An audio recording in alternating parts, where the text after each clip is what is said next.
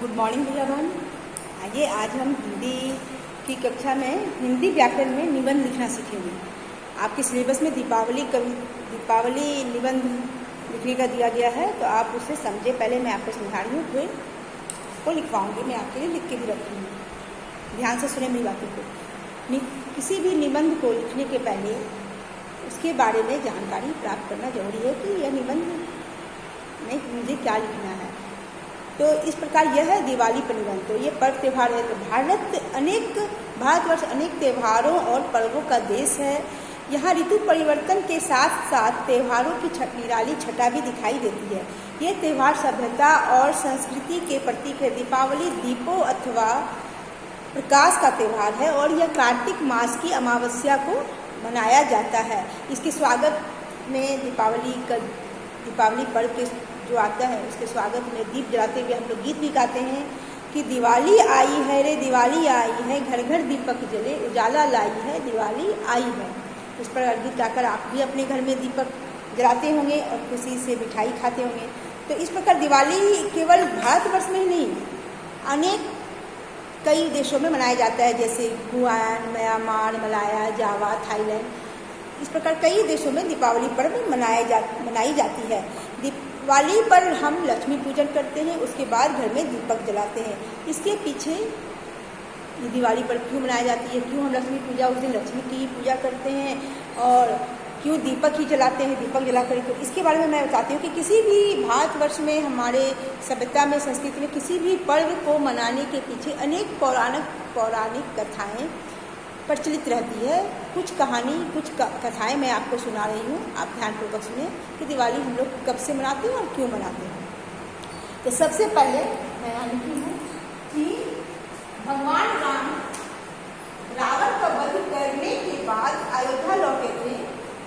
यानी भगवान राम जो 14 वर्ष बाहर यानी वन में बिताने के बाद रावण का वध करके अयोध्या जब वापस अपने देश आए, तो अयोध्या वासियों ने खुशी से उनके स्वागत में दीप जलाकर खुशियाँ व्यक्त की थी और उनका स्वागत किया था। तो उस दिन से हम लोग दीपावली मनाते हैं। और एक कथा के अनुसार है कि पौराणिक कथाएं अनेक है। तो एक है कि विष्णु भगवान ने नरसिंह रूप धारण किया था और हिरण्यकश्यप का वध किया था।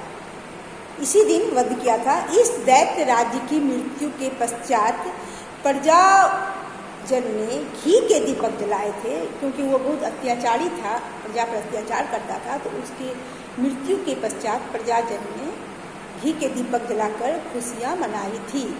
दूसरी कथा के अनुसार कि कृष्ण भगवान ने नरकासुर का वध करके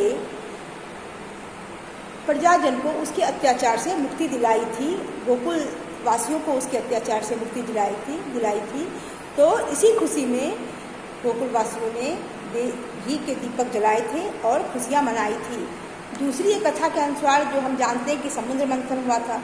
तो समुद्र मंथन के पश्चात माता लक्ष्मी, धन्वंतरी और भगवान कुबेर जी प्रकट हुए थे और दीपक जलाकर आनंद मनाया गया था। जो भी कथा हो, ये बात निश्चित है कि दीपक आनंद प्रकट करने के लिए जलाए जाते हैं दीपक, और यह खुशियाँ बांटने का काम करता है। दीपक जो है खुशियाँ बांटने का काम करता है, खुद जलता है और अपने जल कर दूसरों को प्रकाश देता है, क्योंकि दीपक स्वयं जलता है। भारतीय संस्कृति में दीपक को सत्य और ज्ञान का द्योतक माना गया है। तो इस प्रकार मैं आपके लिए लिख के रखी हूँ, देखिए आप इसे उतारेंगे। भारतवर्ष अनेक त्योहारों और पर्वों का देश है। यहाँ ऋतु परिवर्तन के साथ साथ त्योहारों की निराली छटा भी दिखाई देती है। दीपावली दीपों अथवा प्रकाश का त्यौहार है। यह कार्तिक मास की अमावस्या को मनाया जाता है। इसका स्वागत करते हुए ये गीत यहाँ लिखा हुआ है, इसे मैं अभी भेज दूंगी। दिवाली केवल भारतवर्ष में ही नहीं बल्कि नेपाल, मलाया, थाईलैंड जैसे कई देशों में भी मनाया जाता है। दिवाली पर हम लक्ष्मी पूजन करते हैं। दिवाली मनाने के पीछे अनेक कथाएं प्रचलित है। एक कथा के अनुसार इस दिन, ऐसे तो बहुत सारी कथाएं मैंने आप सबको बताई भैया बन, लेकिन उतना कथा लिखना यहाँ संभव नहीं है, क्योंकि सीमित शब्द रहते हैं निबंध लिखने के लिए। तो मैं इसमें 2 कथाएं दी हूँ। एक कथा, इस दिन श्री राम रावण का वध करने के बाद अयोध्या लौटे थे, तो उनके स्वागत में अयोध्या वासियों ने दीप जलाकर उनका स्वागत किया था। और एक अन्य कथा के अनुसार इस दिन सागर मंथन से लक्ष्मी जी प्रकट हुई थी, इसीलिए इस दिन हम लक्ष्मी पूजा करके दीप जलाते हैं।